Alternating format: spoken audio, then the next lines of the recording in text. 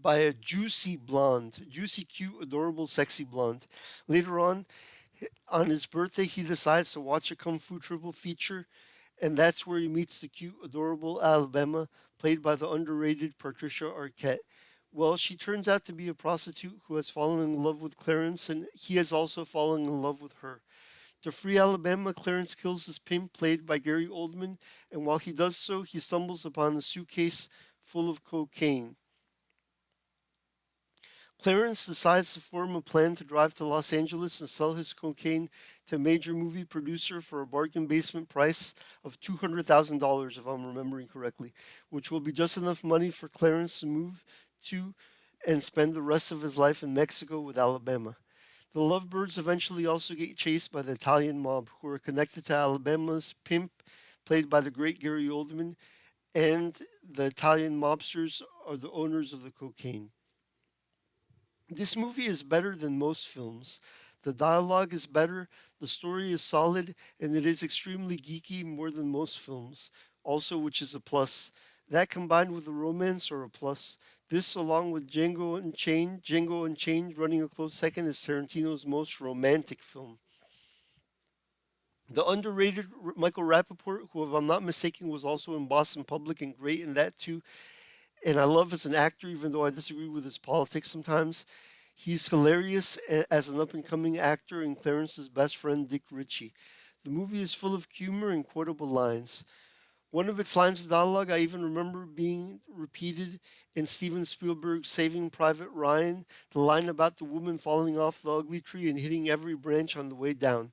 I wonder if Saving Private Ryan stole that dialogue or if they asked Tarantino and Tony Scott for permission to borrow it.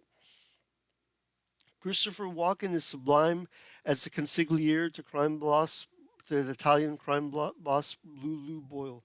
He is one of our most underrated actors. He should have been nominated for and won for Best Supporting Actor here. Also in Spielberg's Catch Me If You Can as Leonardo DiCaprio's father, and in the Rundown with as the villain of the Rundown as the villain of the Rundown with Dwayne Johnson, and in Tony Scott's other film with the walking performance Men on Fire. True Romance features many great songs, including John Waite's badass track In Dreams, which is one of the best love songs ever written, and an excellent Me and Her Against the World song. I want to see more movies like this, which is one of the reasons I don't want Tarantino to ever retire. It is extremely unique. People say to never modify the word extremely with an adverb, but I believe this film is worthy of that violation of that rule because there is truly nothing else like it. Call it redundancy for emphasis, the literary device which I call redundancy for emphasis. There are not many movies that pop out like this, and among the films Tarantino has written, it's up there with Kill Bill Volumes 1 and 2 on my list as his very best, very finest. I give True Romance 4 out of 4 stars. Even though it's flawed, but it still deserves 4 out of 4 stars. It's a masterpiece. If you enjoyed this video, please show me the love. Please subscribe to be alerted of future videos reviewing movies and books and presenting my own stories. And please like the video and please show me the love. And please leave me a comment letting me know, have you watched True Romance? And if so, what do you think about it? And please show me the love and share this video with your friends and anywhere else you think there will be an audience for it.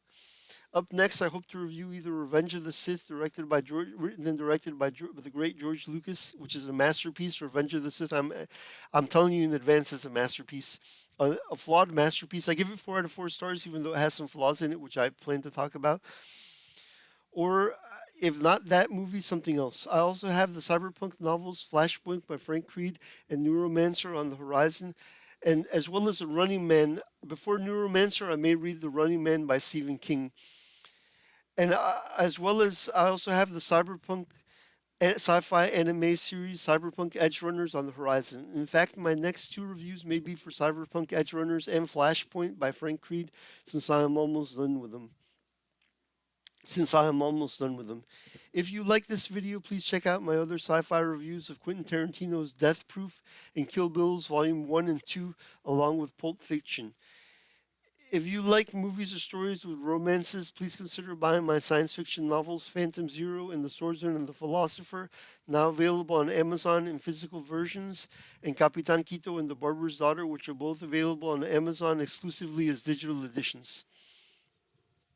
Phantom Zero is about an unloved, involuntary celibate who travels the universe looking for a woman who will love him, a beautiful woman who will love him but fails, and pilots a giant monster in exchange for access to gorgeous women, but his conscience begins to bother him.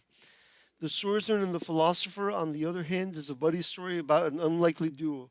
An extremely handsome soldier called Sol Thales, who has had disfiguring plastic surgery on himself, and a chubby involuntary celibate named Wallace Mack, who has a theory that if you put an ugly guy next to a sufficiently uglier guy, you can even make Quasimodo look like Cary Grant. Wallace Mack takes advantage of Sol Thales' disfigurement to contrast himself with Thales and try to get a beautiful woman for himself. Yet Thales, unaware of his disfigurement, is still as arrogant as ever. But meanwhile, an assassin from the future hunts down Thales, and both Thales and Wallace have to learn to work together to fight to save the world, and to stop an invasion the likes of which mankind has never witnessed, the might of which no military force on earth can stop. Capitan Quito is a superhero short story about the world's first cyborg who happens to be a dwarf. The cyborg also has problems with impotence since he has cybernetic parts, and because of this, his wife threatens to leave him. That story is available for 99 cents on Amazon. All these stories are available on Amazon, but Capitan Quito is available exclusively as a digital edition for 99 cents on Amazon. And The Barber's Daughter, available exclusively as a digital edition for 99 cents on Amazon, is a love story about a barber whose involuntary celibate customer falls in love with his beautiful daughter. But the barber is hesitant to let the involuntary celibate date his daughter because he considers his customer too ugly to date his daughter. But the story may pull at your heartstrings and at the barber's towards the end.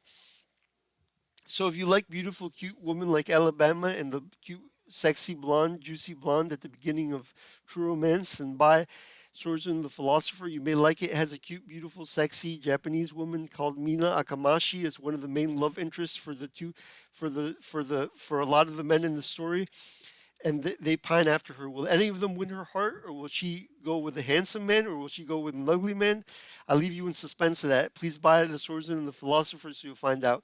Hint, it has hope for the ugly man, so you'll see that she ends up with an ugly man. I just want to spoil it just for the people who may be afraid that it may have a sad ending, but she ends up with an ugly man, but you don't know who it is. So the cute, sexy Japanese lady ends up with a horribly ugly man, and I hope that gives inspiration to men everywhere. And the same thing with Phantom Zero. It has two cute, beautiful, sexy Chinese women, not Japanese, but Chinese in Phantom Zero.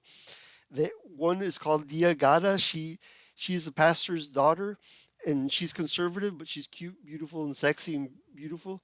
Dia Gada, and the other is Xiao Xing Ling, a Chinese woman who is sexy and dresses sexy and everything, and you may like her if you like Alabama and if you like the cute, beautiful, juicy, sexy blonde girl at the beginning of True Romance. If you like beautiful women in stories, if you like action like True Romance and beautiful women and action and heroic romantic stories, then you may like Phantom Zero and the Swords and the Philosopher.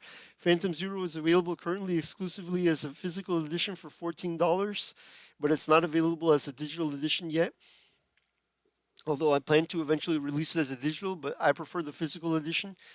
The Swords and the Philosopher is available as a digital edition for 99 cents, but I prefer the physical edition, which is about $9. So yeah, so buy Phantom Zero, about $14 on Amazon, physical edition, beautiful physical edition, yes. And please buy also The Swords and the Philosopher in the beautiful physical or digital edition, but I prefer you buy it in the physical edition. And please buy Capitan Quito and The Barber's Daughter is available exclusively as digital because yeah. So God bless you. Jesus loves you. Until next time, Romans 10:9, and peace out.